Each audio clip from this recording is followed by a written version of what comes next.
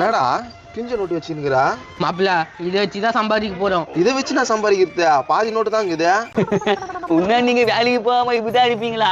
அது இப்படியே தான் தெரிஞ்சுன்னு இருக்கான். நீ மூடு போய் பச்சா மாப்பிள்ள உனக்கா நான் வேலைக்கு போறியா? ஆமா, மாசம் 10,000 ரூபாய் சம்பளம். ஆஹா சரி, யாராவது வேலைக்கு ஆள் இருந்தா சொல்லு. மாசம் 25,000 ரூபாய் சம்பளம். மாசம் 25,000 சம்பளமா? என்னப்பா சொல்றா? கஷ்டமே இல்லாத வேலை, கால் மேல கால் போட்டு தூணலாம். என்ன புரியுதுங்க, ஒண்ணுமே புரியலையா? எப்பா நான் சொல்லுங்கப்பா, 25 ரூபாய் சம்பளம்ன்றீங்க, நானும் வந்துடுறான். நீ தான் வேற இடத்துல வேலைக்கு போறியா? நீ வேற யாராவது இருந்தா சொல்லு. அட வேலை பெரிய வேலை போல போதுமா? மாப்பிள்ள இவன் இந்த வேலைக்கு செட் ஆகுமா? நம்பிக்கை இல்லையா? இப்ப நம்புறதுக்கு நான் என்ன பண்ண சொல்லுங்க. ஒரு 1000 ரூபாய் கையில குத்தனா நம்புவோம். 1000 ரூபாவா? 5 ரூபாய் தாங்குது. 5 ரூபாய் அப்புறம் தரம்பா.